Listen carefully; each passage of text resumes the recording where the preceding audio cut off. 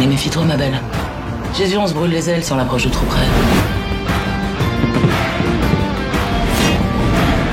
À la base, j'avais même pas prévu de parler de ce film, mais j'étais dans la salle et je me suis dit, c'est presque de mon devoir de faire en sorte que ne serait-ce que 10 personnes aillent voir le film parce que vraiment, c'est extraordinaire. Vous savez, dans le cinéma français, on se plaint souvent que c'est toujours la même chose, toujours la même recette, souvent du film comique, de la comédie. Et de temps en temps, même de plus en plus, on a autre chose, on a des réalisateurs qui proposent des films de genre et tout. Et souvent, on dit, bah allez-y, soutenez cette démarche qui est originale et tout. Mais là, je vous dis même pas allez soutenir cette démarche qui est originale. Je vous dis allez voir ce film parce que vous allez kiffer. Parce que le film, il est trop bien. Donc, vous l'avez compris. J'ai kiffé, je vais pas être totalement objectif sur le film, on va pas se mentir, mais je vais essayer de l'être. Il devrait partir, loin d'ici, et jamais revenir. Je vous connais, non? T'as l'air d'avoir du cœur. Déjà le scénario, sans spoiler pour commencer, c'est une fille, quand elle est jeune, son grand frère se fait tuer sous ses yeux par un gang, les Apaches, elle va aller en prison pendant 15 ans, et quand elle ressort de prison, forcément, elle revient dans le quartier et elle veut se venger des Apaches. Moi, j'avais un plan. Ils pensaient que m'enfermer suffirait à l'anéantir. Mais la rage qui brûle en moi est incontrôlable.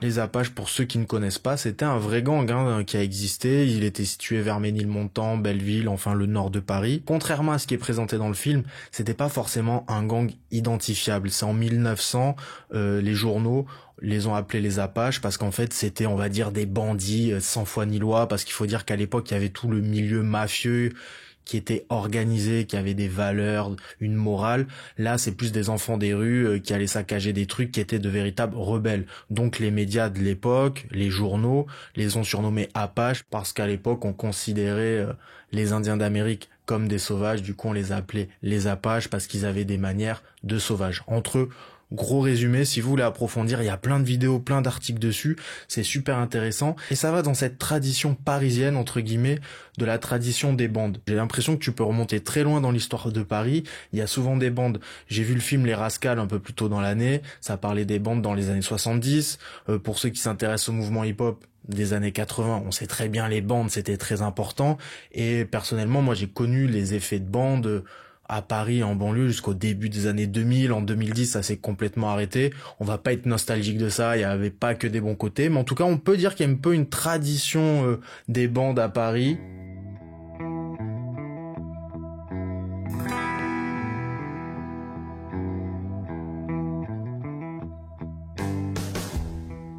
Pour ceux qui sont experts sur cette période, qui sont vraiment fans des Apaches et tout, je pense que le film, il peut peut-être vous énerver. Si vous vous attendez à voir un film historique, très précis, etc., vous allez vous dire, ah super, un film, quelqu'un en parle, et ça va pas être fidèle historiquement.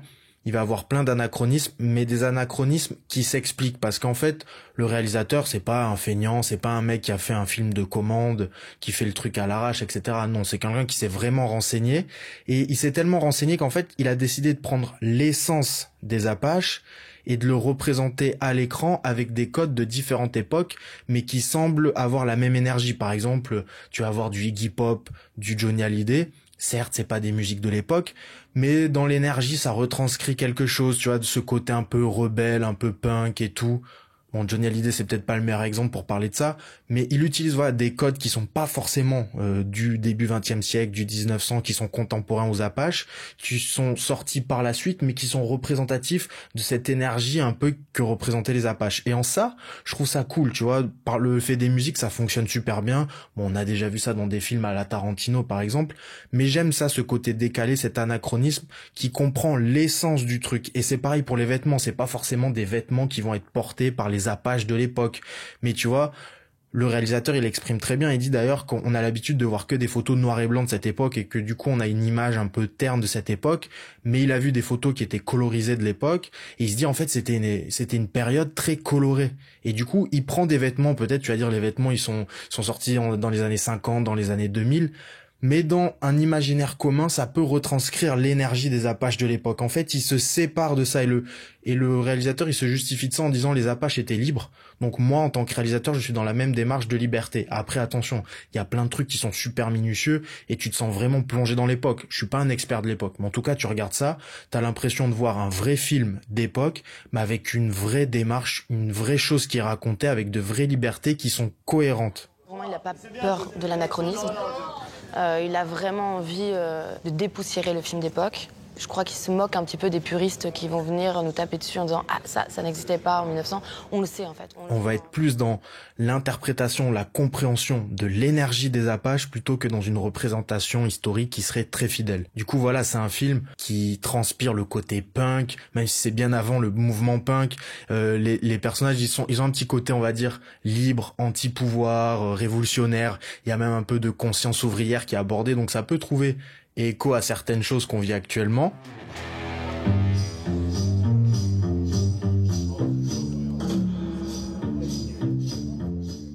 Le film, tu t'ennuies pas. Au-delà de l'histoire qui est racontée, je reviendrai sur l'histoire plus en partie spoiler, mais il y a différents styles de réalisation tout au long du film. C'est un film qui est très dynamique et en même temps, il y a plein de personnages et à la fin, t'as l'impression d'avoir connu les personnages. Tu te dis pas, on n'a pas passé assez de temps sur les personnages. Parfois même, t'as l'impression qu'il y a des plans d'insert dans le film, comme si on était dans un clip, et il va y avoir différents moments dans le film. Déjà, le film est chapitré, donc ça permet de se retrouver facilement dans la narration, ça, y a pas de souci, et de développer bien les arcs narratifs pour chacun des personnages, pour chacun des moments. Mais ouais, tu vas avoir des moments de respiration dans le film, on y reviendra plus en partie spoiler, où vraiment tu prends un peu de recul sur l'histoire, mais en même temps, ça sert le récit général. Donc c'est vraiment bien maîtrisé, ça. Tourne au son. Place de départ, s'il vous plaît. On y va. Quand je parlais de films de genre, là on est sur un genre, mais plus que hybride, parce que tu sais pas si c'est un peu film western, mais en même temps un peu gangster, mais aussi il y a un côté punk ultra présent, et ça évite le cliché du gangster, la parodie de gangster et tout. Sur ça, c'est vraiment bien fait, super bien crédible, malgré qu'il y ait des moments limite déconnectés de la réalité, qui soient super perchés, parce que souvent dans les films français, qui ne sont pas des comédies grand public, on va se diriger vers, entre guillemets, le film d'auteur, c'est un peu cette catégorie fourre-tout, et souvent on a une tendance à filmer un peu molle, un peu en retrait, où on va laisser la caméra contemplative, on va beaucoup regarder les personnages, on va les regarder, il y aura pas d'action. Alors je dis pas que c'est mauvais, je dis pas que des fois ça fonctionne pas super bien, mais parfois t'as l'impression que les gens ils le font un peu par défaut, parce qu'ils se disent on n'a pas les moyens de faire plus, on sait pas faire autrement et tout. Et si on parle de moyens, on peut parler de moyens dans ce film, un budget de 3,5 millions, je crois que c'est ce qu'a dit le réalisateur. C'est incroyable. Moi, quand je suis allé voir le film, je savais pas que c'était un film petit budget. J'ai vu la bande-annonce, j'ai vu qu'il y avait Artus dedans. D'ailleurs, Artus est très bon, tous les acteurs sont très bons, je tiens à le dire. Je me dis, c'est un film à gros budget, un film d'époque. Quand tu vois la bande-annonce, les décors ont l'air super bien réalistes, c'est super bien filmé et tout. Incroyable. Et en fait, quand je vois 3,5 millions, je me dis c'est fou. Et moi, j'y suis allé avec des attentes d'un gros film et j'ai pas été déçu. Et quand j'ai appris le budget, je me suis dit c'est une dinguerie. Le réalisateur qui avant avait déjà sorti un film de science-fiction avec 1 million d'euros de budget. C'est le temps qui nous reste avant la fin du monde, les cocos. Nous sommes toujours sans nouvelles de Paul W.R. Notre seul espoir face à la menace de la Lune rouge. Mais c'est un mec qui sait faire les choses avec peu de moyens et qui est un débrouillard. Même avec des galères, il arrive à trouver des idées qui améliorent le scénario de base. Et action. Je lève mon verre à la bonne vieille police. À la police. Non mais, faut reconnaître, quand même. Il recule devant rien. Quand je disais que c'est un film de genre vraiment marqué, je pense notamment aux scènes de meurtre. Bon, voilà, c'est pas à faire un spoil que dire qu'il y a des scènes de meurtre dans un film où il y a des gangsters. Et ces scènes de meurtre, elles sont vraiment magnifiées. Elles sont même irréalistes, elles sont surréalistes. Il y en a une notamment qui se passe dans un cinéma, je vous en dis pas plus. Là, vraiment, tu vois, t'as un mouvement de caméra qui tourne autour des deux personnes, du meurtrier et de la victime. Il y a un bruit qui est travaillé tout autour, où vraiment tu sens le truc irréaliste, t'as l'impression que c'est un peu une mise en abîme d'un truc très cinématographique qui se passe dans le cinéma. Bon, en plus tu dis ça se passe à Paris, la ville du cinéma, etc. Tu peux voir plein de signes, mais comme ça a une manière d'atténuer un peu la violence, parce que en vrai il y a beaucoup de violence dans ce film, mais comme les scènes de meurtre elles sont un peu théâtralisées, elles sont surréalistes comme je le disais, ça calme un peu, t'as pas l'impression d'avoir trop de violence gratuite. Mais méfie-toi, ma belle. Et t'as beaucoup de scènes, en dehors des scènes de meurtre, qui paraissent irréalistes, ne serait-ce que par le travail de la lumière. À un moment, tu vois un néon bleu. Alors que les mecs, voilà, ça se passe début 20e siècle. T'as pas l'habitude de voir ce genre de couleur pour ce genre de film et tout. Ça casse le style du film d'époque. Et en fait, il y a plein de scènes comme ça où à un moment, les gens, t'as l'impression qu'ils délirent et tout. À un moment, tu vois une sorte de bison, mais tu vois que c'est une hallucination parce qu'un bison en pleine rue de Paris, ça a aucun sens et tout. Il y a une scène où ils sont en train de fumer de l'opium et tu dis, bah ouais, mais en fait, les mecs en 1900, quand ils fumaient de l'opium, ils déliraient. Tu crois quoi? Ils déliraient en mode historique. Et il reprend souvent ça, le réalisateur, il dit, les films d'époque, on a tendance à les voir en mode sépia et tout. Mais attends, quand tu délires, même si tu fais un film d'époque, quand tu pars dans un personnage qui est en transe, ben c'est légitime de mettre ces couleurs un peu abusées, excessives et tout pour marquer le délire. Et je trouve que c'est une prise de liberté qui est légitime en fait et qui passe totalement bien dans le film. Et le film, il va être comme ça avec plein de genres différents. C'est un film de genre, mais déjà dans ce genre, il y a plein de genres différents. Comme j'ai dit, il y a ce côté gangster, il y a ce côté western, il y a le côté un peu punk qui part en vrille et tout. T'as ce côté aussi où, comme je disais, ces scènes un peu rêvées qui sont là, qui sont complètement décalées. Et tu dis, waouh, le réalisateur, il nous propose plein de choses dans ce film et qui sont toutes très bien faites. C'est un comédien qui va beaucoup toucher. Et de manière générale, il y a vraiment un super travail sur la lumière. Donc moi, j'ai eu la chance d'assister à l'avant-première. Donc le réalisateur, il a pu parler un peu de comment il a travaillé le film. Il a exprimé aussi sa relation particulière avec le chef opérateur parce qu'il avait déjà travaillé avec lui pour son premier film, qui était d'abord un court-métrage, puis ensuite qui est devenu un long-métrage. Donc ils se connaissent bien. Et apparemment, voilà, le réal, lui, il est très axé sur cadrer, etc. Ce qui permet au chef opérateur de vraiment travailler la lumière. Et il y a un gros travail de lumière parce que j'ai parlé beaucoup des scènes qui sont décalées. Faut pas penser non plus qu'on va voir un film complètement décalé du début à la fin. Il y a quelques petites scènes qui le sont et qui s'incrustent bien dans l'ensemble, mais la plupart du film est sur un ton réaliste, sur un ton sérieux. Il y a des petites vannes de temps en temps. Il y a Artus, mais Artus, faut pas le voir comme un comique et tout. Il est dans un rôle très sérieux. T'as un peu l'impression de voir Artus, mais c'est pas dérangeant parce que tu sens que c'était Artus qu'il fallait dans ce rôle-là. Vraiment, il correspond de ouf. Il joue très bien, il a un côté sympathique, alors que c'est une mauvaise personne, et ça correspond totalement à ce qu'il doit être dans le film. Je suis un gars bien, et pourtant ça m'empêche pas de tuer des gens de temps en temps. Et le travail du chef-op, il est assez incroyable parce que dans les moments de scène surréalistes, et vraiment il le fait bien, mais dans la retranscription un peu historique et tout, les lumières sont bien travaillées en extérieur, en intérieur, parce qu'on travaille souvent avec des lumières qui veulent être naturelles à base de bougies dans la nuit et tout. Ça, c'est un gros travail, et le résultat, il est vraiment très appréciable. Et action. Ah oui, mais faut bien que ça excite le petit bourgeois. Je lève mon verre aux bourgeois. Putain, ça se marre les gars, hein. Waouh. Il est temps de passer à la partie spoiler, ça va être très léger. En fait, c'est surtout par rapport au plan séquence de fin. Donc le réalisateur, il a dit qu'au moment où ils ont tourné cette scène, en fait, il y a eu un problème avec la corde. Elle était vraiment, pendant pas longtemps, mais pendant un petit temps, en train vraiment d'être étranglée par la corde, parce qu'elle a pas eu de doublure, c'est ce qu'elle nous a dit aussi après la projection du film. Mais ce plan séquence-là, il est vraiment magnifique, vraiment dans la réalisation. Et ce qui est fort, c'est que quand ce plan séquence arrive, qui dure jusqu'à la fin du film quasiment, quoi, à la fin, l'actrice adulte a l'impression de revoir l'actrice enfant du début. Vraiment, t'as l'impression, limite, il y a un morphing et tout.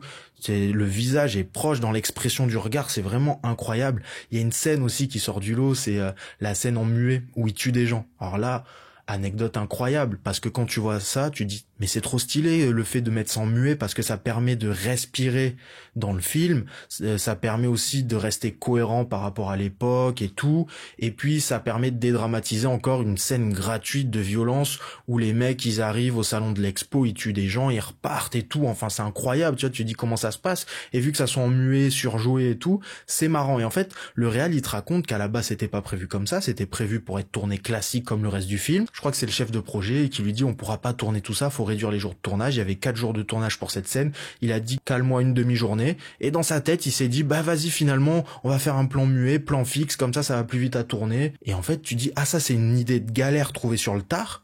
Mais c'est incroyable le résultat, parce qu'en fait ça colle trop bien au film, c'est cohérent avec le reste du film, et ça apporte quelque chose comme je le disais. Pareil, toutes les scènes filmées en mode Super 8, tu pourrais croire que il a filmé avec sa caméra et qu'ensuite il a mis un traitement Super 8, etc. Non, il a vraiment tourner avec un Super 8, et au-delà de tourner avec un Super 8, c'est des plans qui ne sont pas réellement dans le scénario. Il l'a dit lui-même, il a pris sa petite caméra, son petit Super 8, il a tourné au milieu des gens, il est filmé en train de rigoler, de faire n'importe quoi, c'était pas scénarisé, et ça se sent. Et c'est dans ça que je parlais de réalisation type clip, tu vois, tu sens vraiment des plans d'insert qui te permettent de souffler, qui sont cohérents, encore une fois, filmant Super 8 avec l'époque, les mecs qui sont très festifs et tout, donc c'est cohérent. Et tout ça, c'est super, parce que ça apporte une plus-value incroyable au film, ça permet de rester dans l'histoire tout en prenant du souffle, un peu de repos, parce qu'on enchaîne beaucoup de choses, c'est assez intense, et au final, tu le ressens pas, et le film, il est sérieux, mais il est divertissant. C'est vrai que les Apaches, ils s'apprêtent, mais ils sont pas si propres que ça, en fait. Ils essayent de se faire beau, mais...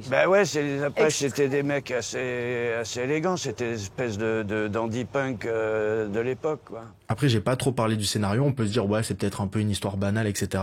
Ce que j'ai aimé quand même, c'est le développement après de cette histoire, c'est-à-dire qu'au début, Bill, elle arrive vraiment pour se venger, pour tuer Jésus, qui a tué son petit frère, etc.